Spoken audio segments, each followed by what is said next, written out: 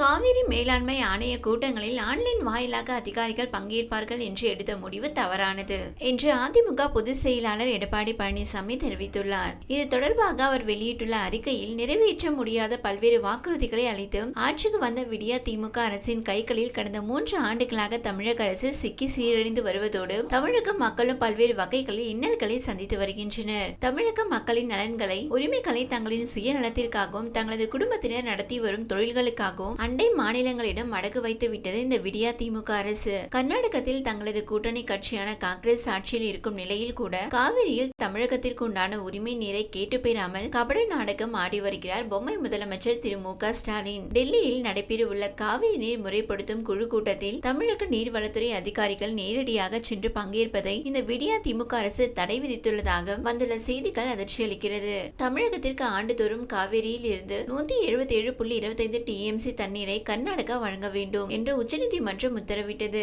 அதன்படி ஒவ்வொரு மாதமும் முறைப்படி தண்ணீர் வழங்கப்படுகிறதா என்பதை உறுதிப்படுத்த உச்சநீதிமன்ற உத்தரவுப்படி காவிரி மேலாண்மை ஆணையம் மற்றும் காவிரி நீர் முறைப்படுத்தும் குழுவும் அமைக்கப்பட்டுள்ளது. காவிரி மேலாண்மைக்கு தேவையான பரிந்துரைகளை முறைப்படுத்தும் குழு வழங்க வேண்டும். இந்த அமைப்புகளின் கூட்டங்கள் டெல்லியில் நடைபெறுவது வழக்கம். இதில் உறுப்பினராக உள்ள தமிழ்நாடு, கேரளா, புதுச்சேரி மற்றும் கர்நாடகா ஆகிய மாநிலங்களை சேர்ந்த அதிகாரிகள் டெல்லி சென்று கூட்டத்தில் பங்கேற்று தங்களது மாநிலங்களின் கருத்துக்களை வலியுறுத்துவார்கள்.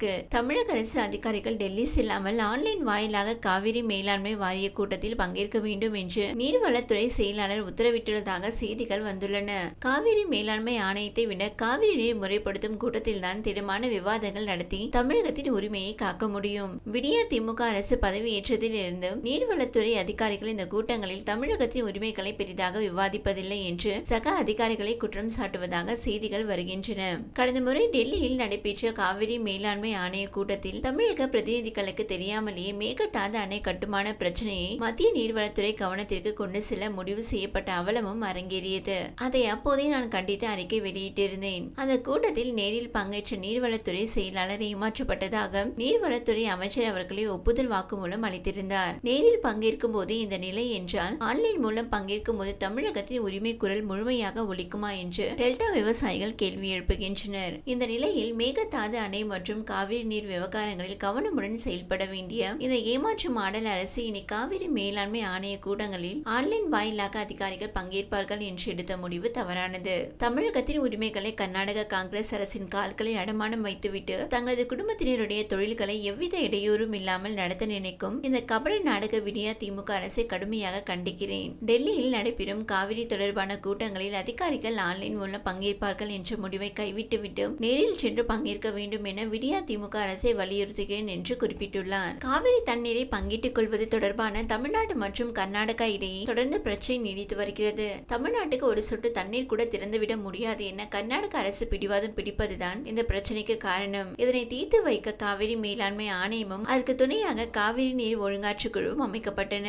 ஆனாலும் காவிரி பிரச்சனை தீர்ந்த பாடில்லை. உச்சநீதிமன்றம் உத்தரவிட்டபடி கர்நாடகா கடந்த ஆண்டு காவிரியில் தண்ணீர் திறந்துவிடவில்லை. எனினும் மேட்டூர் அணையில் இருந்து ஜூன் 12ஆம் தேதி முதல் குறுவை சாகுபடிக்காக தண்ணீர் திறந்துவிடப்பட்டது. கர்நாடகா தண்ணீர் திறக்காதது அண்மையிலிருந்து நீர் வெளியேற்றம் காரணமாக அக்டோபர் 10 வாக்கில் மேட்டூர் அணை நீர்மட்டம் 30 அடியாக சரிந்தது. இதனால் தண்ணீர் திறப்பு நிறுத்தப்பட்டதால் குறுவை சாகுபடி பொய்த்தது. அதே சமயம் காவிரி நீர் பிடிப்பு பகுதிகளில் பெய்த கனமழை காரணமாக மேட்டூர் அணை நீர்மட்டம் மெல்ல மெல்ல உயர்ந்தது. இடையில் பிப்ரவரி மாதம் மட்டும் 10 நாட்களுக்கு சம்பா, தாளடி சாகுபடிக்காக தண்ணீர் திறக்கப்பட்டது. அதன் பிறகு தற்போது வரை கோடை காலத்தை முன்னிட்டு குடிநீர் தேவைக்காக தண்ணீர் திறக்கப்பட்டு வருகிறது. இந்த நிலையில் காவிரி ஒழுங்காற்று குழுவின் 96வது கூட்டம் அதன் தலைவர் வினீத் குப்தா தலைமையில் காணொலி வாயிலாக இன்று நடைபெற்றது.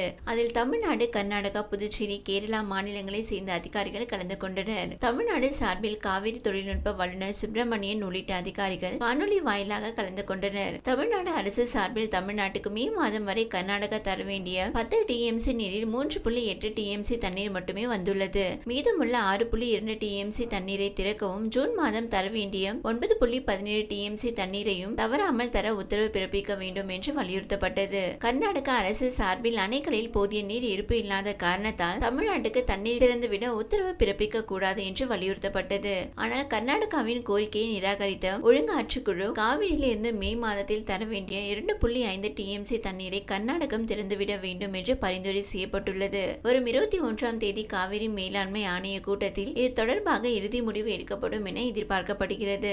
மேட்டூர் அணையின் நீர்மட்டம் 50.16 அடியாக குறைந்துள்ளது.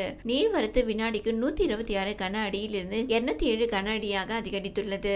அணையிலிருந்து குடிநீர் தேவைக்காக மட்டும் வினாடிக்கு 1500 கன அடி தண்ணீர் திறந்து விடப்பட்டு வருகிறது. அணையின் நீர் இருப்பு 17.91 TMC-ஆக மாறியுள்ளது. தற்போது பல இடங்களில் மழை பெய்து வருவதால் அணைக்கு வரும் நீரின் அளவு அதிகரிக்கலாம் என்று எதிர்பார்க்கப்படுகிறது.